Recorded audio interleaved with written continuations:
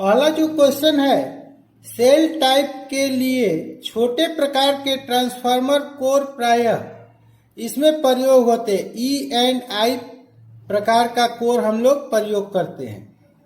एक कॉइल के दो किनारों के बीच नापी गई दूरी आर्मेचर स्लॉट या आर्मेचर कंडक्टर के संदर्भ में है। तो कॉइल पिच आर्मेचर कंडक्टर के संदर्भ में मापी गई दूरी जो कि एक कॉइल आर्मेचर के पीछे कॉइल को आगे बढ़ाती है, वह क्या कहलाती है? तो वह हम लोग को कहलाता है बैक पिच। कॉइल एक की आखिरी लीड एक कॉइल के प्रारंभ से जुड़ा है जो कि एक पोल पिच की दूरी के बराबर रखा है, वह कहलाता है सिंपल वेव वाइंडिंग। कॉइल को कॉइल वाइज डालते वक्त कम्यूटेटर सेगमेंट से कनेक्शन भी क्लॉकवाइज में चलता है, तो इस प्रकार की वाइंडिंग कहलाता है प्रोग्रेसिव लैप या वेव वाइंडिंग।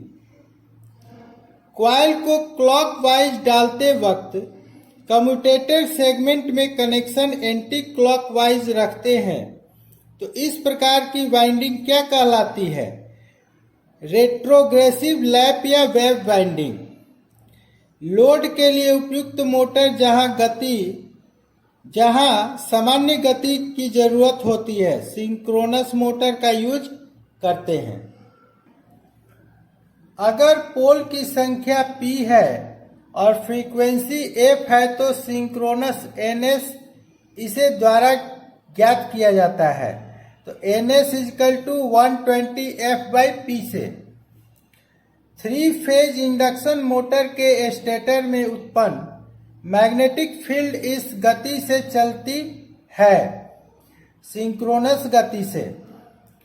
इंडक्शन मोटर की सिंक्रोनस गति इनकी गति के संदर्भ में है नेम प्लेट पर चिन्हित वैल्यू के प्रति फेज पोल की पूरी संख्या क्या होती है? Total number of coil by number of phase. Pole pitch की गणना इसके द्वारा की जाती है total number of slot by number of poles. Motor generator set में प्रयोग हुए एसी मोटर का प्रकार है सिंक्रोनस मोटर। किस प्रकार के एसी से डीसी कन्वर्टर में लॉस कम और क्षमता अधिक है? Metal rectifier. निम्नलिखित में से कौन से एप्लीकेशन में डीसी जरूरी है? इलेक्ट्रिक ट्रैक्शन मोटर में। इलेक्ट्रिक ट्रैक्शन में प्रयोग होने वाला मोटर क्या है? DC series motor. Cable pipe के द्वारा डाली जाती है और बंद की जाती है। वायरिंग की यह प्रणाली क्या कहलाता है? तो कंडक्ट वायरिंग। कंडक्ट वायरिंग में प्रयोग होने वाले मोड़ का व्यास इसमें कम नहीं होना चाहिए 7.5 centimetre. Surface conduct wiring sandal इससे ज्यादा के अंतराल पर फिक्स नहीं होने चाहिए 0.5 मीटर। सभी परिस्थिति में कंडक्ट पाइपों पर थ्रेड की लंबाई इसके बीच में होनी चाहिए 11 से 27 मिलीमीटर। फ्यूज रेटिंग इसके रूप में दर्शाया जाता है करंट। एक डिले एक्शन कार्ट्रिज फ्यूज का प्रयोग इसके लिए होता है मोटर सर्किट के लिए।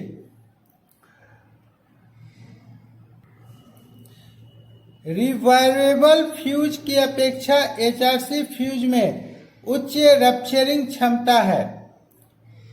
NE कोड के अनुसार न्यूट्रल के लिए कलर कोड क्या है? काला।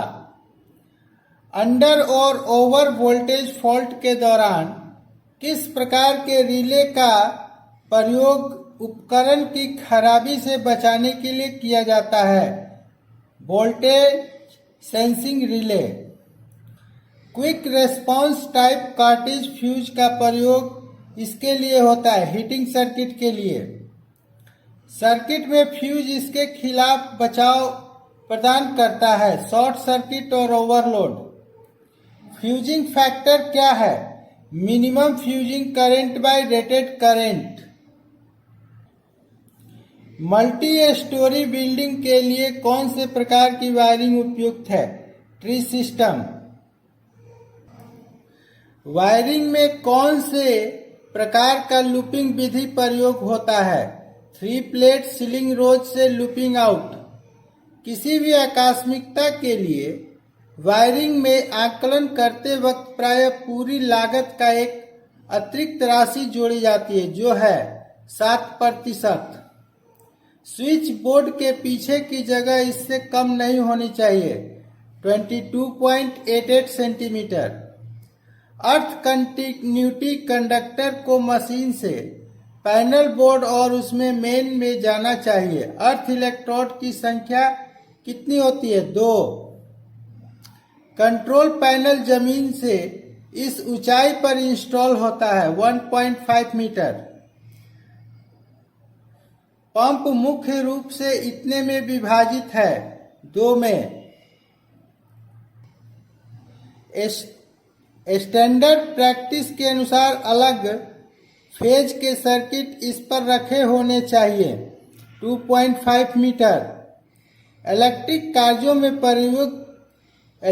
कार्यों में प्रयोग हुए कॉपर की शुद्धता का उच्च स्तर होना चाहिए, 99.9%।